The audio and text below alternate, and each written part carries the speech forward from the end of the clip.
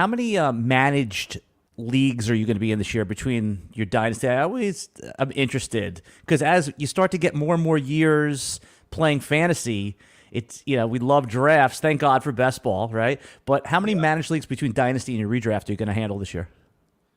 I think I'll have at least 10 dynasty leagues, and the managed leagues, I think I'll have about 15.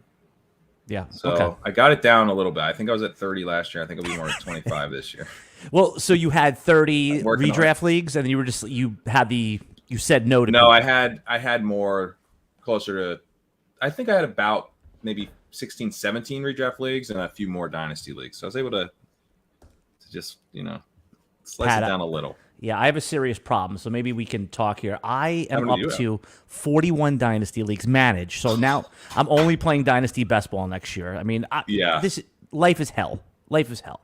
And then, I've cut down the seasonals from like 15 to like 9 this year, maybe like 8, but it's not so much even just the managed as hell wheel, but now like the Thursday game, and everyone plays in these super deep rosters. I love it. It's like moving Derrick Henry when he plays on Thursday out of your flex into your running back and then having to go back. Mm-hmm. Yeah, it's just it's complete nightmare. And then I can't keep up with it. I used to be such a good dynasty manager. Like I used to, be like right now I'd be like looking at my dynasty rosters, like putting trades together, but I'm just drafting best ball teams. Yeah. But with dynasty also, because is dynasty your first love though? Like if you had to only, me too, man. Yeah, me too.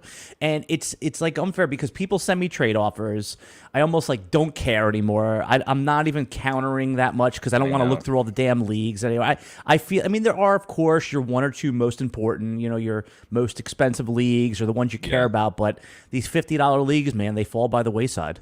How about the trade offer you get where I just got this? Someone sent me, it's a 4th round pick for Mike Evans with the note, interested in trading Mike Evans. Right. It's like, yeah, maybe if you send me an offer, I'd be interested, but I'm not going to. You're just asking me to do work. That's what you're asking me to do. At least it was a 4th together. Yeah, at least it was a 4th round pick. I mean, obviously that's an auto decline, but how about the one where they say, what are you looking for Jamar Chase? Like, I'm not looking to sell the guy. And then you want me to go in there, look what I have to do in the work. I have to do legwork for you. Yeah. But you have to be nice because you want to deal with these people later. To be nice. Yeah. We'll talk about it later on a podcast. Yeah, well, let me right, exactly out them. I was involved in this league recently where the chat got so nasty and it spilled on the Twitter. It was about QB hoarding, and in a Superflex league, one of the newest, well, not newest, but a trend that's becoming popular lately in these dynasty leagues, Pat, is just 7 of your first 8 picks are quarterbacks, and now you're the quarterback store. Yeah, right. You come to me now. Right.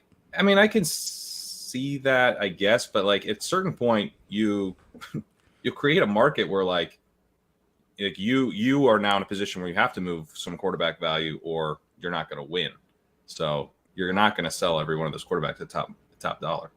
No, well, the idea I think is in the startup itself. So let's say you take Tua in round 4. That once the league realizes that they're in trouble, they'll trade you the wide receiver that they took in round 3 plus a little something. Got it. Okay. That seems like a great way to kick off a relationship with 11 people. It's so true. But again, we just talked about not wanting to do all this work. Who wants to deal with that within the draft? Yeah, it's. I can see the merits in it, but it's not for me. It's not for me. No. Yeah. I want to talk about today with Pat Kerrane of Legendary Upside. And it's ironic that we're talking, your new venture, Legendary Upside. We're going to be talking about everything but upside. We're going to be talking about floor plays, safe plays. So the irony in that, Pat. I know. I mean, I really had to think hard to come up with this, completely flipping my brain on its head here. But it'll be fun to talk through some of the safer guys. Well, I figured if you're always talking about upside and how to maximize, and I think that there's a lost art, especially in a contained league, because this time of year, people consuming fantasy football content, most of them are concerned about beating their office or their college buddies, and they're in these 12-team contained leagues. And if you're always shooting for upside, like you just need to get into the playoffs in these leagues. So I think that it's important not to just discard upside, but to think about when is the right time to really swing for the fences, and other times when to just have a right balance of floor play. And like in the first round, I mean, it's almost fantasy football cliche, Pat, but you hear can't win your league, can lose it in the first round. Mm-hmm. How do you usually play the first round with like random pick 7, not a specific player, but with that upside quotient? I mean, it honestly comes down to player evaluation for me, but I do tend to lean wide receiver unless there's a running back who I think has legendary upside. That's kind of what the term comes from, this idea that if you are taking running backs in the early rounds, it really should be a swing for a home run, because running backs do tend to bust at higher rates. We tend to get a little overconfident in the projections that we have for running backs because things happen. There's a lot of chaos in NFL seasons. So if you are going for running back, I definitely like to swing big there. But I think the running backs going in the first round this year are deserving of going in the first round. Austin Eckler is coming off of one of those seasons that we're looking for, catches a lot of passes. Bijan Robinson, I think, has some serious upside. But A.J. Brown would be a guy in the first round where if you're just looking for what's good, an amazing wide receiver on an elite offense, that's pretty safe. So that he's a guy that jumps out to me. I'm like, he's completely in his prime. He's coming off a really strong season. If you look at one of the metrics that I've been really intrigued by is ESPN rolled out this player tracking based metric called Open Score. It's available for free on 538.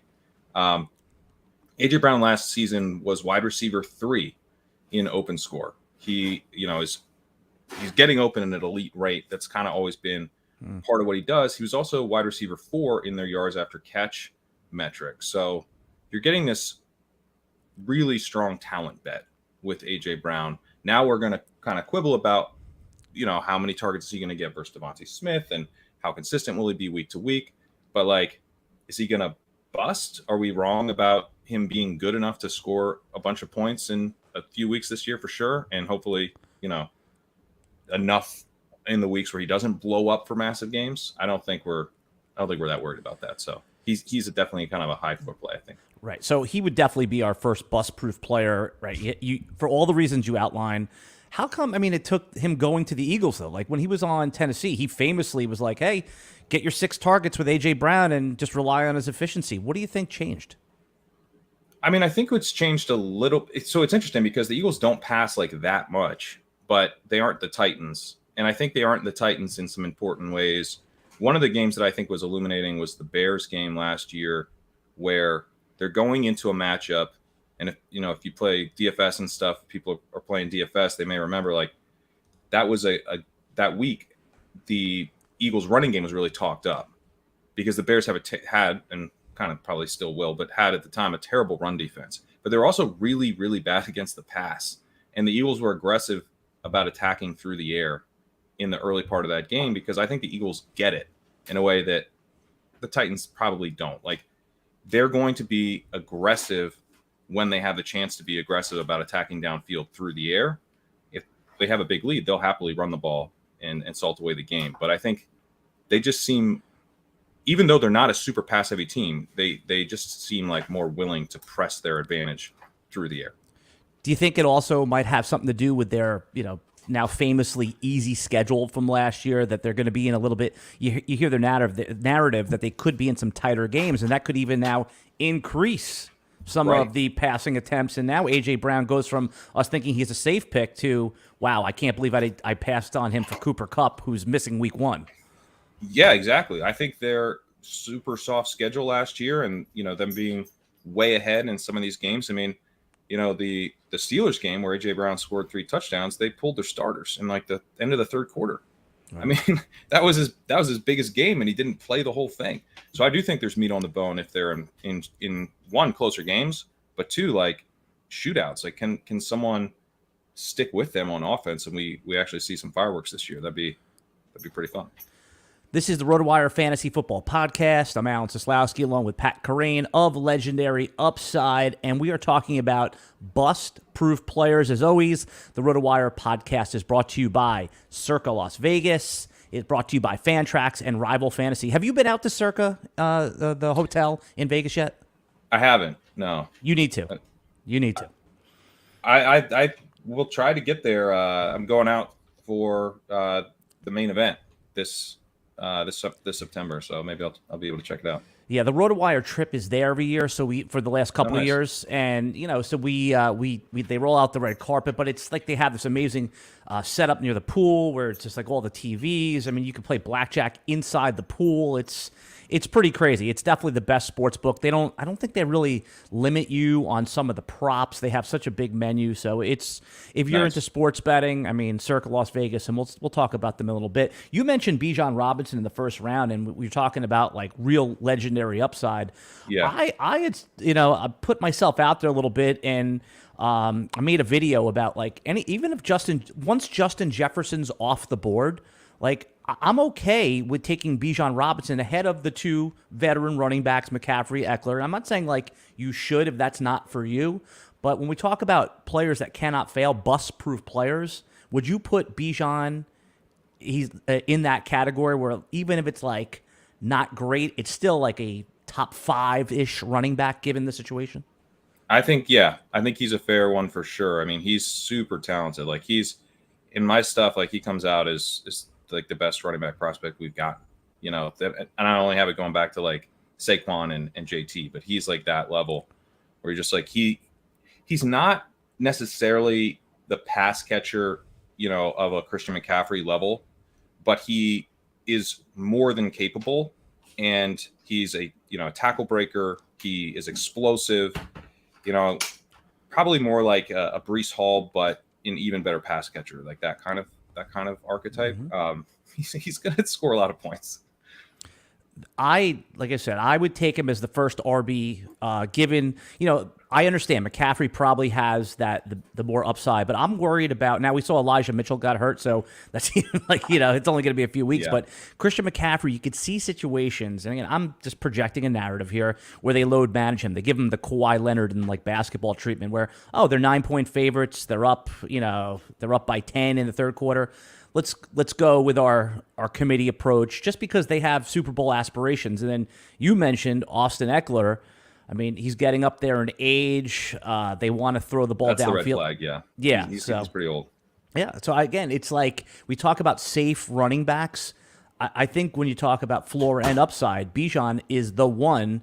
And if you're a running back drafter early, I don't see the downside there. How about Nick Chubb? I have him as a bust-proof player. I would agree with that when he's in the kind of the mid-second. As he creeps into that 1-2 turn area, I think he starts to – there's this kind of concept that Mike Leone is the one who kind of got me onto the term of silent killer, where it's not that the guy busts, but he doesn't do enough for the price, and then you end up just kind of like behind relative to what you could have, the ways that you could have built your team, because you gave up opportunity costs, let's say at wide receiver, and then you could have backfilled similar production at running back later. Chubb has that kind of risk, I think. But I do agree that like he's going to do Nick Chubb stuff. He's still popping as a pure rusher, as like one of the very, very best in the league. And, he's been elite as a rusher his entire career.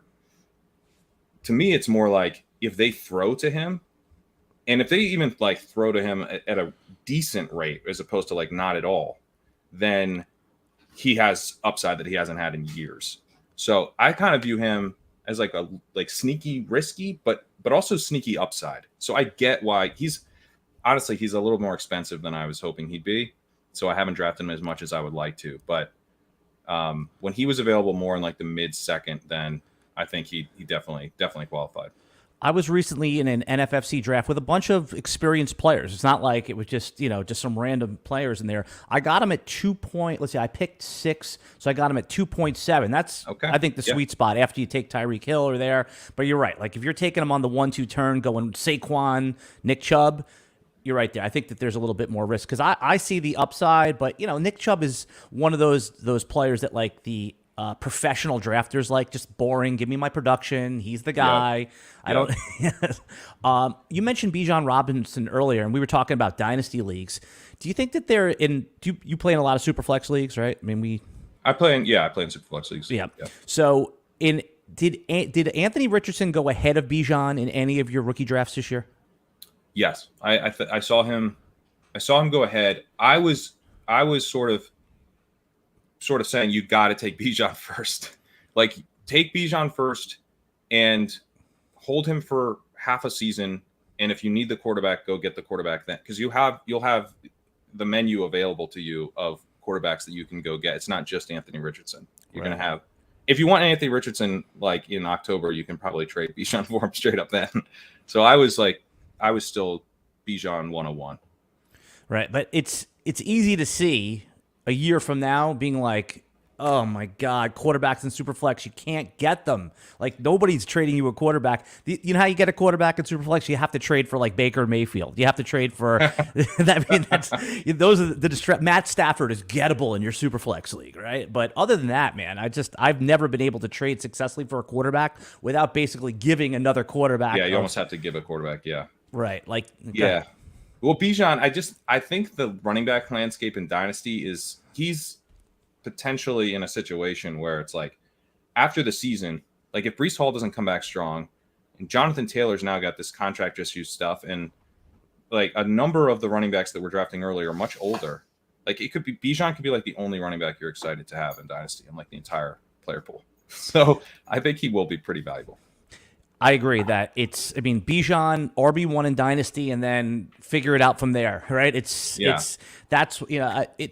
leads into this wide receiver crazy conversation, and it's actually something I was going to ask you a bit later on, but might as well. By the way, I skip around all the time, so there's really, when I'm driving, I'll make a left off to a highway. I have no idea, but detours. Exactly. Yeah, obviously your best ball, your big win from last year. The thing that I love about it the most, Pat, and for those who don't know, Pat took down Bestball Mania.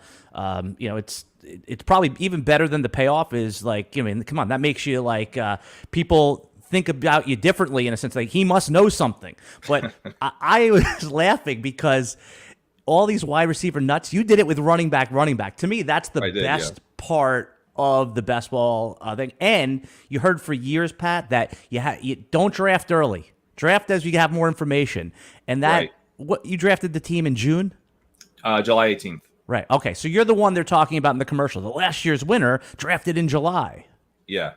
It was before training camp kicked off. Right. It's sort of the deadest period of the calendar. I did a stream on July 18th, because it wasn't just I drafted my team July 18th. But the winning regular season team that King Capital drafted was also on July 18th, which is just insane.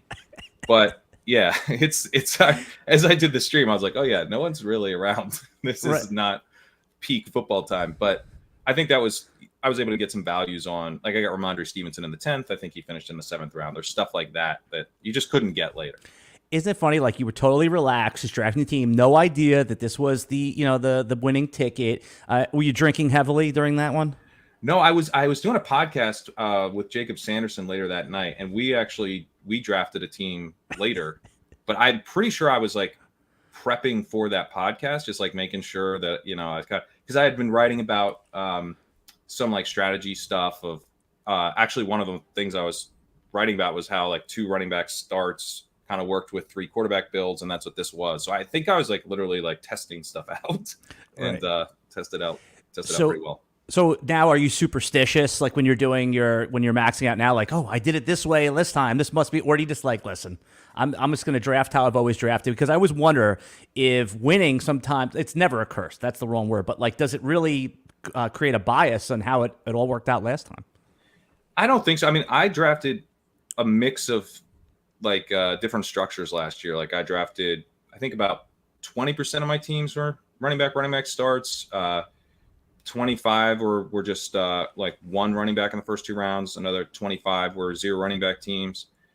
So I drafted like very kind of mixed bag of teams, and that's what I'm doing this year. Although I'm doing more like wide receiver, running back, which I didn't do much of at all last year, but the ADP just sets up that way. So I'm just trying to play the rooms and the player pool, the way I think it sort of sets up for where's the edge this year. And it's always going to be a little bit different.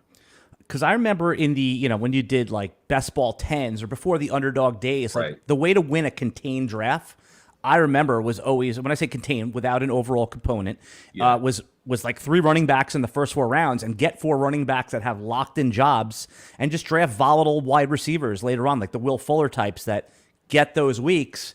Does that change now? I mean, especially with everyone going all in. I mean, no one has the secret formula, and that's why I think it's so funny with all the wide receiver crazies, because you did not do that and you won.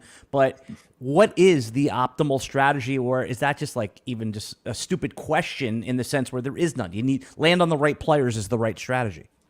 I think there are structures that work, but the nice thing is there's a bunch of structures that can work. So I think that's why best ball is so interesting, and I think people get, pretty. You may have your favorite structures, and I certainly do, but I would say try to mix it up a bit, because you want to be. It's like throwing different pitches or something. Like, you want to be able to do it because a situation may call for, that specific tactic, right? You might want to be able to go with a running back heavy start because the room handed it to you. And even if you don't generally draft that way, you want to be able to build a really strong, 3 running backs in the first 4 rounds type of build, and have that thing be live to win it all, or the opposite. It's like, I've gotten handed 5 straight wide receivers. I'm going to take them, and I know how to make this work. So just like getting comfortable, there's lots of great content on all of these various structures. But I think, like, my team, I went running back, but I took 5 wide receivers, I believe, before round 10.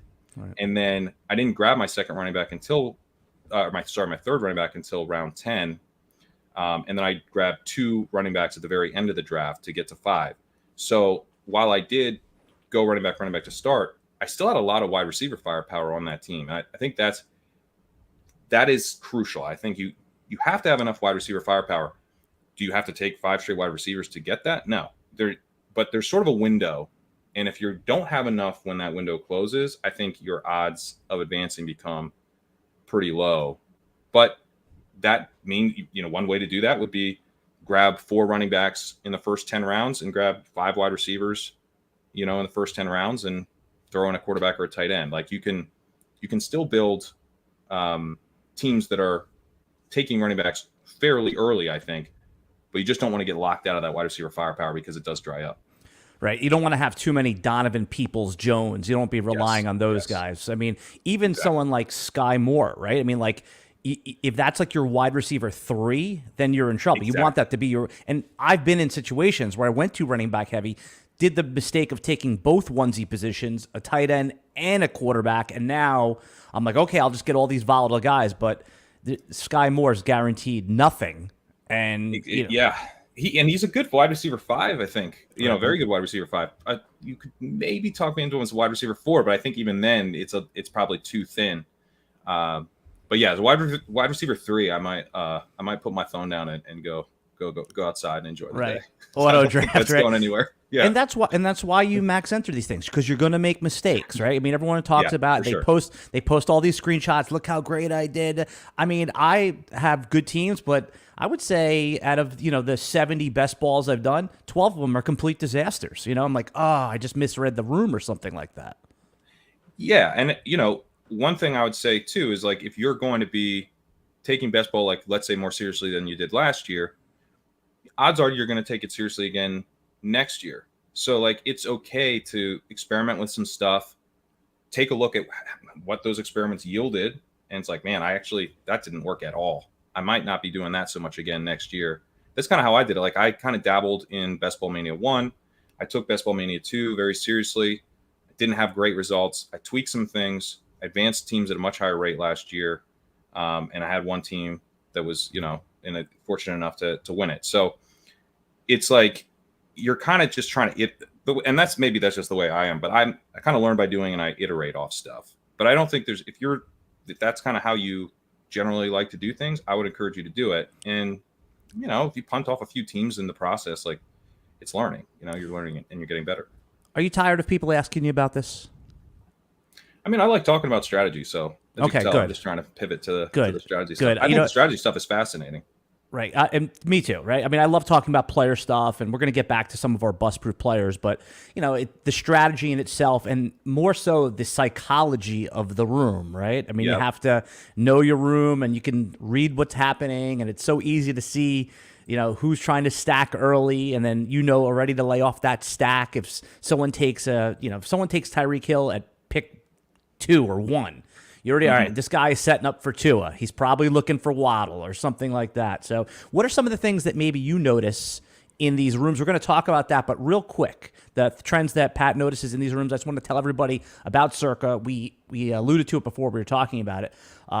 This is a long read, Pat, so, you take your drink of water right now real quick here. All right. Circa, everyone knows Circa Las Vegas. Get ready for more millions guaranteed. The biggest pro football contests are in Vegas, are back and bigger than ever with $14 million in guaranteed prizes only at Circa Sports. Enter in Nevada. You have to go there, everybody, if you want to do the Survivor contest or the Pick'em contest, but you can put in your picks through a proxy from home. Play Circa Million, make 5 picks a week against the spread. 100% payback to players. Grand finale winner takes home $1 million. Last place takes home $100,000 as a booby prize. Can you go in there trying to blow the picks and you still take home $100,000? So if you're literally in last place, they'll give you $100,000. That's harder to do probably than winning it.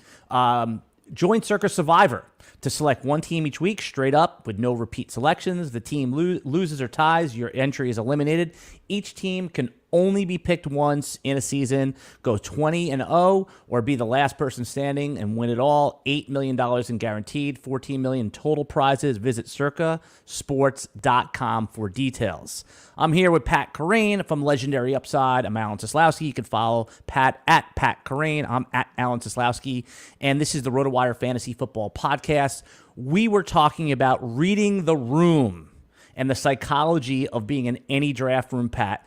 What are some of the things that you're looking for in the first couple rounds that some of the other players are doing, and what are your moves off of that? Well, in this environment, I'm trying to figure out how wide receiver heavy the room is because there can be big swings depending on who's in that particular room. You can see the wide receivers kind of get snapped up very quickly in some of these rooms. You can also sit back and get really nice wide receiver values in like round 8 and 9 in some of these rooms. And I want to be in position. I always want to be in position as I'm building out my team structurally to go, man, I need a running back, and just pull up the queue and it's just a bunch of running back values. Or, oh, I need a receiver now. And it's the opposite. It's all receivers, and you can kind of feel that out, I think, in the early rounds, how running back heavy the room is going to be. The other thing I would say is, how many auto drafters are there? Because if there's a few auto drafters, I'm going to be more inclined to get quarterback taken care of. Because that's a position where, if depending on the site, you can see just auto drafting like 4 quarterbacks on some of these teams. And it's like, where did all the quarterbacks go? Oh, I wasn't paying attention. There's a few auto drafters in the middle of the board, and they're just grabbing every quarterback value that falls. Pat, let me ask you the actionable takeaway here. So when you say, okay, I've been in, most drafts have like 1.5 auto drafters. Sometimes there's 2, sometimes there's 1. A lot of them. And when you say take care of quarterback, does that mean take an elite? Well, actually, you probably wouldn't. Or does that mean, shop in the 5-6 round? Like, where is get it taken care of mean? I would break ties towards an elite. In that situation, I would also, break ties towards trying to do something like if you're at the 4-5 turn or near the 4-5 turn, you can try to do like DJ Moore and get Justin Fields to come back. And that's something I sometimes, do that, or maybe I'll grab like Terry McLaurin instead. But if I see that the other half of the board is on auto draft, in a couple spots, I'd be more inclined to do that. And then later in the draft, maybe reach half a round for a quarterback that I have a stack with that maybe I would try to push, or just assume I'll be able to get a different quarterback I like later, but start operating with the assumption of like, if I don't get, I would also say if I have an elite, taking care of quarterback 2, like a little earlier than I normally would be another thing I would do if I knew there was a couple auto drafters in there. What do you think the biggest mistake that seasonal drafters, best ball drafters make, even experienced ones in 2023 from what you've seen? I don't know. I mean, I honestly think that people are building pretty sharp teams. I guess, to be honest, maybe still not taking care of that like wide receiver 4 spot. I think I do see some teams that are like doing some interesting stuff, but through 8 rounds they have 3 wide receivers, and I'm like, I don't know that's going to cut it. Like, you can definitely, if you have 4 wide receivers, through 7 rounds, you can probably push that wide receiver 5. If you get a Jacoby Myers as your wide receiver 5, I think it's probably okay. But if you go into if you're in round 12 and you have 3 wide receivers, and I see a little bit of that. Maybe not all the way to round 12, but by round like 10, if you have 3, I think you're in trouble. So roster construction might be one of the mistakes that you see in these rooms? Yeah, roster construction is definitely gotten way better, but it's still probably something that people are maybe they're pushing the edge on something, and they're saying, hey, I want to see if I can get away with this. We were talking about some bust-proof players before we were talking about best ball. Is there anybody else in like the top 3-4 rounds that may seem like a boring pick or not, but they can't miss? You're taking them if they're in the queue when you're up. Yeah, one guy that has really jumped out to me is Mark Andrews. He's in a situation where it's Travis Kelce. That I feel like the fantasy football market is kind of decided after last year. It's Travis Kelce or no one. And Mark Andrews is an elite talent at the tight end position. Like he has emerged. He is there. Like he is, the issue has been they don't pass enough. Right. And then Lamar's been hurt, and it's been kind of a disaster that we don't like the offensive coordinator that much because they, they're very run heavy, not that creative. Everyone kind of knows what they're going to do. That's all changing. They've got a new offensive coordinator. They're going to be more aggressive. They're going to be faster paced. They're going to throw more. And he's dealing with a little bit more target competition, but I'm not really all that worried about it. Maybe it hurts his ceiling a little bit, but when you want to talk about floor, Mark Andrews has been absolutely dominant at getting open. If you look at that open score metric that I referenced earlier, Andrews, and they track this going back to 2017. Andrews' 2022 season is the highest recorded by a tight end in this open score metric. He's getting open at an elite rate. The second highest recorded season was Mark Andrews' 2021 season. The dude is doing something at tight end that is really rare. He was not the number one wide receiver or the number one receiver in Baltimore these past few years by default. He's the number one receiver because he's an elite receiver. So if they throw more, he's still going to see a huge target share, even if, Odell Beckham is back and, Rashad Bateman gets back from his foot and Zay Jones is awesome. Like, great. They're going to put up a lot of points, and Mark Andrews is going to be a red zone weapon. So I just think, like, from a floor perspective, you're taking care of a onesie position that we know is going to have huge bust rates across, Kyle Pitts is back. He's going to do it. Like, or he's a bust again. It's difficult to get tight end put up. I took a bet this year, right? And I am so by the way, I love that you brought up Mark Andrews because I think it's okay to pass on like your favorite end of the round 2 receivers to take Andrews and just take DK Metcalf in round 3 if you're in a 2-3 turn situation. Yep. So I do like that, but I have a bet, and just tell me if you think I'm in good shape. I'm pro Mark Andrews, and a colleague of mine at RotoWire, we have a big time bet where I get Andrews total fantasy points week 1 through the regular fantasy season, weeks 1 through 14. I told him pick any other 2 wide receivers that are not Travis Kelce. You can have them both. If either of them beats Andrews, he wins the bet. He took Goddard and Pitts. I was like, that's who you took? Smash. I want your side of that for sure. I mean, I thought I'd have to give him odds for that. I mean, so I should just go spend the money then, right? Like it's go spend it. All right, yeah. There you go. Yeah. We bet.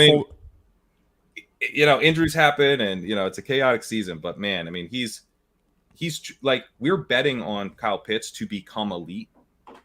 And I think it's a good bet. Like, I think Kyle Pitts is very good and has a chance of becoming elite. But like, he's on the Falcons. Desmond Ritter's his quarterback. Like, from a floor ceiling combination, Mark Andrews, who was already elite, on the Ravens, who could be putting up a lot of points, with a quarterback who did win MVP once, like, and is now under a new contract and new offense coordinator and everything.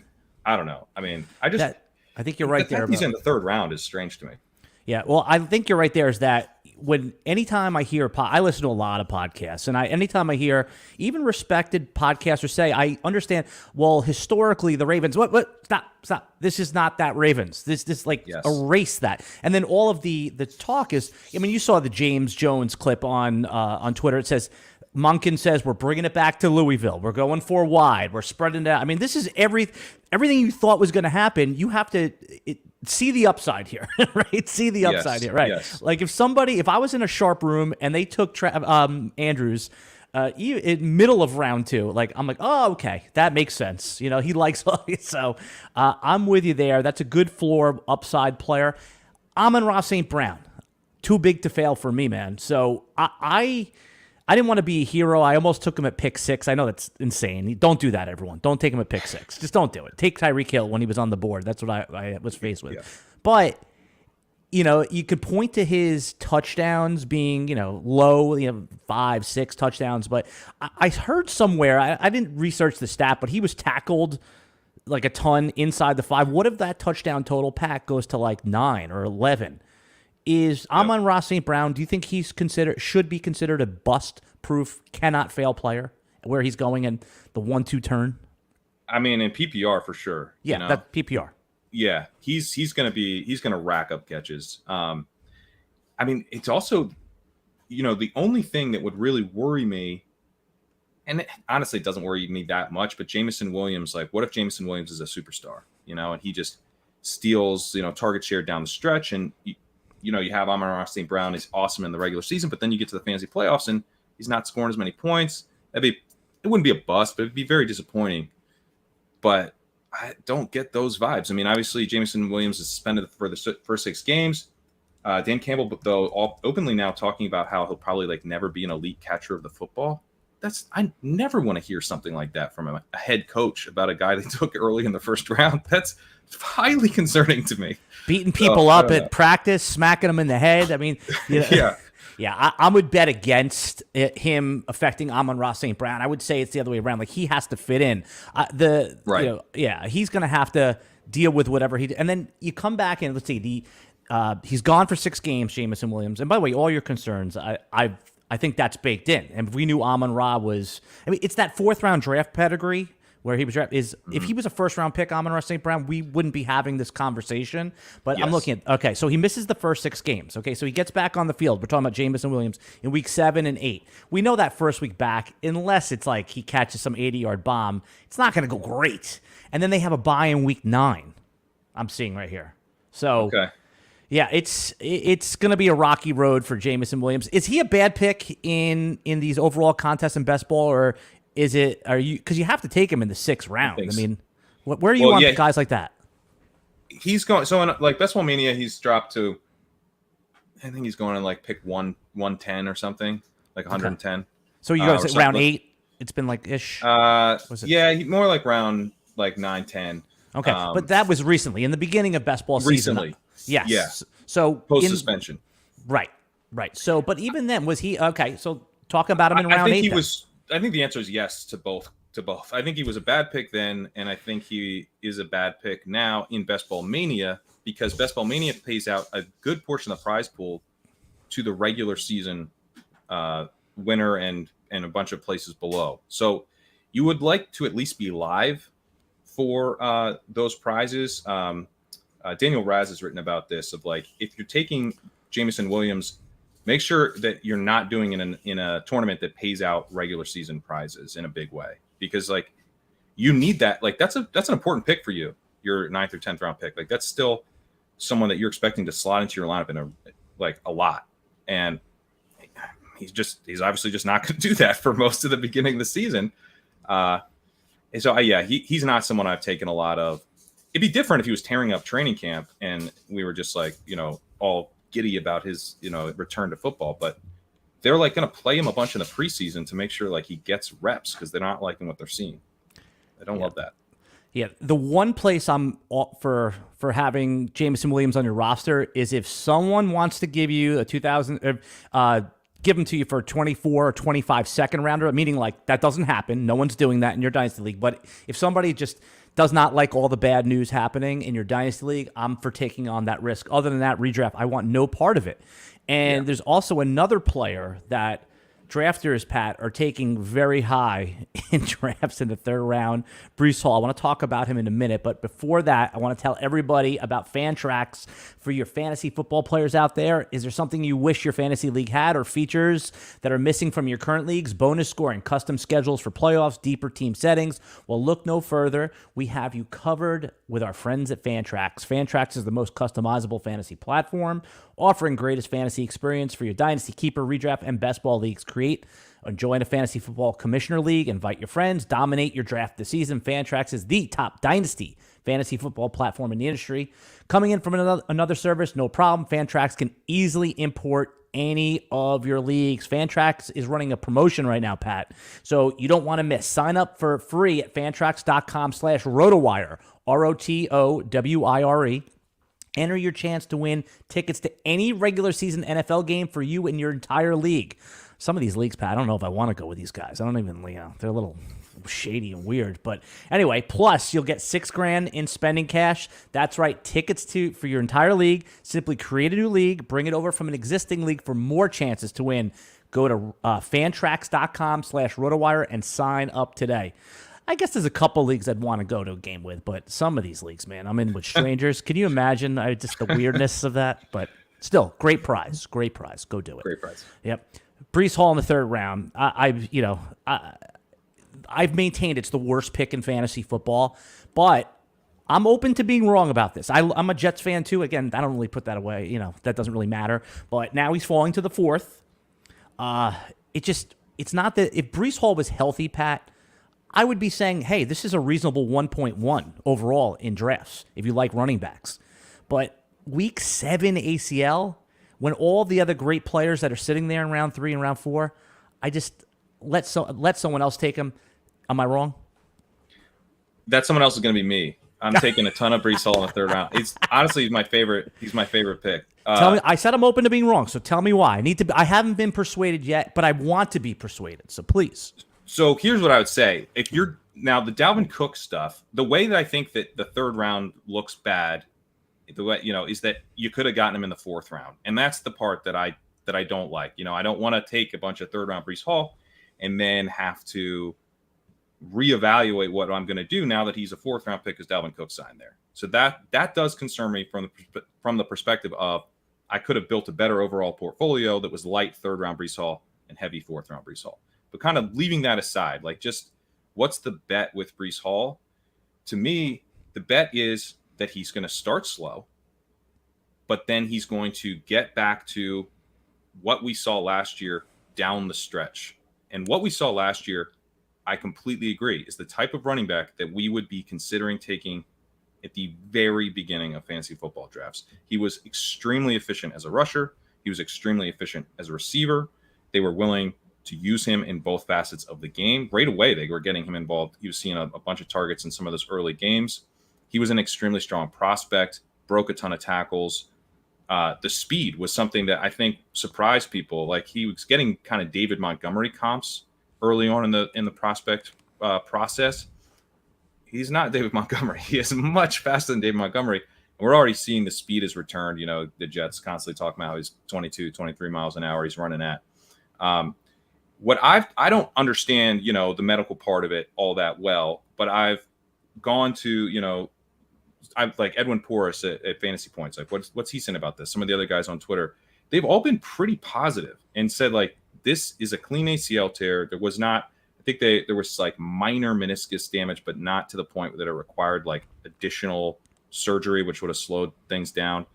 He's very young, which matters for this. He was an elite athlete ahead of time, which matters because even if he loses a little athleticism, he'll still be super athletic. And the timeline, he's going to be, I think, 10 months removed from the injury when he gets back on the field, which is you want at least 9 months to recover. So when you're building with Breece Hall, I think about it kind of like I'm getting, kind of Jonathan Taylor in his rookie season. People were dropping him in seasonal leagues. Do you remember that? Yeah. People were literally dropped Jonathan Taylor week 6. So yeah, exactly. You're going to have to sit through some early season stuff that's not going to be the most fun, but in the third round, we can deal with that. You can work around that because you're going to have two very high scoring picks in your first couple rounds, hopefully. He's going near Jahmyr Gibbs. Kind of a similar archetype, I think. Like Gibbs probably won't score a ton early on in the season. He's going to have to earn more of that backfield to himself over the course of the year, the way we see rookies do. But we don't really know how good Gibbs is. I'm pretty sure Breece Hall's awesome as long as he can get back to full health. And I expect that he will be back to full health by the end of the season. And now when I look at stuff like Bestball Mania and a lot of fantasy leagues, like even 12-team leagues, like you got to win the fantasy playoffs. You got to get there first, but you also got to win when you're there. Having someone who profiles as he's going to score, like his best games are likely to be back weighted to the second half of the year, to me is a major advantage, especially if I'm looking at top heavy tournaments where you got to score a ton of points in week 17 specifically. Like give me a running back who should be at full health on December 31st, who I think might be the best running back in the league at that point. So I've been hammering him in the third round. I am nervous, like I said, that I might have gotten a bad price because I could get fourth round Breece. But if I have a chance to get fourth round Breece, I'm going to have a big old bag. And if Dalvin Cook signs there, you're looking at fifth round Breece. Okay, then I might have him on 80% of my teams at that point. Right. Well, he's fourth round Breece right now with the threat. With the threat, yeah. Right. Yeah. When it actually happens, because there's people like, it may not happen. I'll take him in the fourth. I mean, that's right. Yeah. So yeah, you're right. He may fall to the fifth, which is, look, the legendary upside is the concept, and this guy can put up. Because here's the other thing. I think Dalvin Cook is kind of washed. He in a lot of the advanced stuff, he was productive last year, but in a lot of the advanced stuff, he was horrendous. He was worse than Zeke in success rate per NFL Next Gen. Like he looks pretty done. So will Cook hurt Breece Hall's production this season? For sure. There's no question. But how much is he hurting it down the stretch? The whole point of them signing Cook is that they think they have title, aspirations. Well, if they've got Cook plodding around and Hall looks healthy, I think they go to the young guy and say, help us win games. So I think, again, down the stretch, I may have a hammer in Breece Hall. And if he costs a fifth round pick, I can backfill running back production until week 8 or whatever. He gave you the bull case there, everybody. So, listen to Pat. He has some experience in this. But, again, I'll just very quickly outline why I haven't taken him. It's that Pat said 10 months to return to play. That puts him at week 1. But it's usually about 18 months to get to full strength. And these guys never really get to, full strength. But I'll also see that 85% of Breece Hall is still RB1 right now, right? I'll take 85% of what I saw in weeks 1 through 6 with Breece Hall. He was so good. Yeah. I just think with all of the options you have there in round 3, there's so many good players. And you're going to have so many injuries in fantasy football. Just why start off with one? But I understand it, And how about this? Would I be able to persuade you that that's a bad pick in a 12-team home league, contained league? It's definitely less of you're taking on more risk than you probably need to. For a 12-team league, I guess. Although you are trying to finish 1 of 12, which is still not easy to do. Right. So, but it's going to be tough with let's say, for example, again, I don't want to say, what if he goes on pop? What if he goes on this? I see the upside. It's just that, as you can tell, just by the title of this podcast, 10 bust-proof players, I tend to value floor more than the average player. And maybe that's a leak in my game. I will admit it. You were generous. You put together a list of bust-proof players. Just rattle off the list right here. And there's a couple I want to ask you about. Any of them others that I haven't hit on yet that you think are just cannot miss? They're 100%. I'll put that in air quotes for you because nothing's 100%. Who are the bust-proof guys that you identified? Let's see. So another one, I didn't have too many more. Another one that I wanted to touch on was Jaylen Warren, who's a little bit later, but the guy, one thing that I'm trying to, when I think about floor, right, is Pat, just real quick, for those who are just getting up to speed, Jaylen Warren, the second-year running back on the Pittsburgh Steelers, currently RB2 on the Steelers depth chart behind Najee Harris. Yes. One thing I try to look at if I'm making that type of bet is how likely is this player to actually be the running back 2? Because sometimes we get this wrong. We took Tyrion Davis-Price last year because he's running back 2 for the 49ers. No, he's not. And then that's a huge bust. So just making sure this guy's definitely running back 2 on the depth chart. Jaylen Warren is definitely the running back 2 on the depth chart. He is, also, it sounds like, looking pretty explosive relative to Najee Harris. And I think we'll have some kind of, he's going to be behind Najee Harris, but I think he'll have some kind of role. He can catch passes. He's also bigger. He's not a small back. He's short. He's like 5'8", 215 though. So he can be used in short yard situations just fine. And he was very efficient as a receiver and a rusher last year. I think you have the locked in. He is going to have a role, which gives you that floor. And then what if Najee misses 5 games for whatever reason, right? Now you have the upside. So just getting that depth chart assurance, he almost reminds me of like Alexander Madison from years past. Like we should be more confident in taking Jaylen Warren, who's going in like the 11th and 12th round, when, we were taking Alexander Madison in like the 8th, 9th round in previous years because we just felt so sure that he had the role. But I feel that way about Warren. We just haven't seen it as concretely yet because Najee hasn't missed a full game, and we saw Warren get all the work. But I think that is what would happen. It's funny. Draft capital, although redrafters don't think about it too much, it plays into this because that's why Madison was a 8th round pick. He was a 3rd round running back, a day 2 running back. And Warren, what was he, undrafted or a super late pick? He was undrafted, I think. Yeah. Right. So he can't be anything good, right? I mean, that's the bias that people have to get over. And the same thing we talked about with Amon-Ra St. Brown. If Amon-Ra St. Brown and Jameson Williams flipped their draft capital, we would be taking Amon-Ra St. Brown top 5, top 6 pick. But, we covered that ground. Pat, before I lightning round you on the last few questions here, I just want you to let everybody know they all follow you at Pat Kerrane, but just tell everyone quickly about your new project, Legendary Upside, what you're doing, and where they can find more of it. Yeah, it's legendaryupside.com. It's like a newsletter where I kind of put out like some strategy-based pieces on best ball type stuff. There's dynasty content there as well. But also I kind of just dive into player analysis, and I've got an article on tight ends that I'm working on. Should be out early next week. I just put out a series on running backs, going through the running back profiles. And then one thing that I'll have out pretty soon is my article that the site is named after, Legendary Upside, which looks at the early round running backs.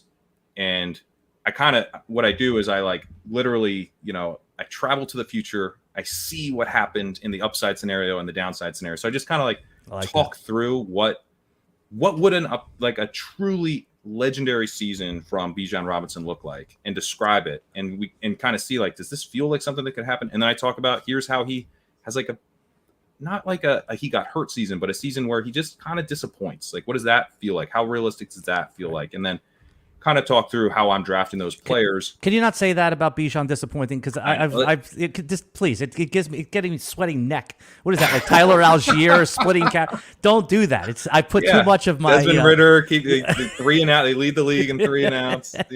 There's a way. All right. Yeah. I'm not reading that article. I'll have nightmares, Pat. But that one I plan to do completely free this year. So I'd recommend going over, signing up. You can get some really good free stuff in addition to the premium stuff that includes Underdog and DraftKings best ball rankings. Yeah, no, I went over and signed up for the newsletter. Everyone else should too. It's good. I like that you're doing this on your own. By the way, did your win from last year, your first place win, did that give you the final like, hey, I need to go out on my own and do my own thing? Was that the final confidence? Okay. Because for those who don't know, Pat, for years, he worked at all the big fantasy companies, and then Pat, you don't have to bark at me. It's okay. Yeah. What kind of dog you have there? He's an Irish Doodle. He's an Irish setter poodle. Very manly dog. Very manly, Pat. Yeah. I thought you were going to say Rottweiler to guard the first place. He's super intimidating. Right. Yeah. So Pat worked for all the big fantasy companies, takes down this big win, and then starts his own fantasy company. I mean, was this something that you always wanted to do? I know you worked with Adam and Evan, and you saw them do it. Like, what was the inspiration to create Legendary Upside? Yeah, and I established a run and saw those guys do their own thing, which is awesome. And I also do stuff with Ben Gretchen and Pete Overzet, who are kind of doing their own thing in some ways as well. I mean, Gretchen's got his Stealing Signals newsletter, so a few different kind of role models there with that. And I mean, I loved being at NBC. but I didn't love blurbing. I have to say, we do it here at RotoWire. I get it. So, I'm not complaining. It beats digging ditches for a living. It sure does. Yes, it sure does. Yeah.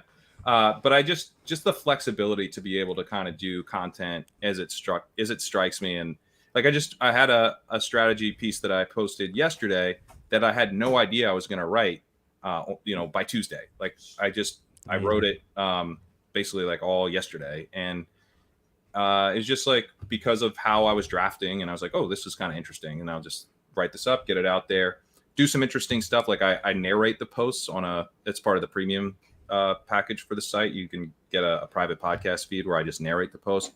I thought that was kind of an interesting idea, but not something I really had the flexibility to do unless I was doing my own thing. So I can kind of like experiment with some cool content ideas, and just kind of think it's fun. I've been able to build out a Discord community around the site. So just really the flexibility is what drew me to the idea. Yeah, no, it's a lot of people try it, but it seems like you're doing it the right way. Who thought of the name Legendary Upside? How did it come about?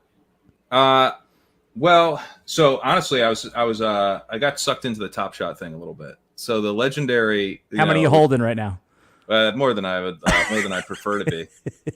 All right, back to Legendary Upside. How'd you think? So that was kind of the Legendary. I was like, that's like their highest thing. So I was like, oh, that's kind of funny. It's like also sort of like a zeitgeisty thing. And then I was just trying to come up with a term, not for a site, but for the article series that I was writing a couple years ago. Like, what are we looking for with these running backs? Like, we're looking for Christian McCaffrey in 2017 or 2018. Sorry, we're looking for Todd Gurley in 2017.